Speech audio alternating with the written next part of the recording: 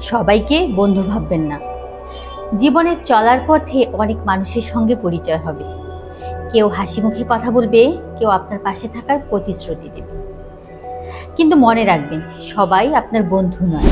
অনেক সময় কিছু মানুষ আপনার কাছ থেকে সুবিধা নেওয়ার জন্য বন্ধুত্বের অভিনয় করবে। প্রয়োজন শেষ হলে তারা ধীরে ধীরে দূরে সরে যায়।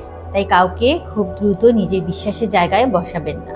একটি উদাহরণ ভাবুন, একজন ব্যবসায়ী নতুন একজন পরিচিত মানুষকে খুব অল্প দিনের পরিচয়ে নিজের সব ব্যবসায়িক পরিকল্পনা বলে দিলেন। সেই ব্যক্তি পরে একই পরিকল্পনা ব্যবহার করে নিজের ব্যবসা শুরু করল। তখন ব্যবসায়ী বুঝলেন, পরিচিত আর প্রকৃত বন্ধু এক জিনিস নয়। আবার দেখুন, একটি গাছ যখন ছোট থাকে তখন সবাই তার ছায়া নিতে পারে না, কিন্তু বড় হওয়ার পর অনেকেই সেই গাছের ছায়ায় বসতে আসে।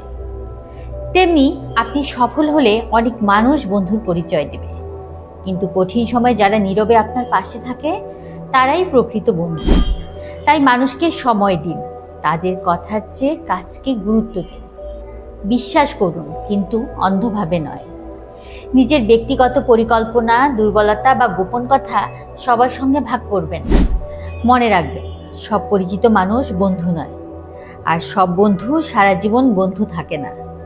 তাই সম্পর্ক গড়ুন বুদ্ধি দিয়ে, আর বিশ্বাস করুন সময়ের পরীক্ষায় উত্তীর্ণ মানুষকে।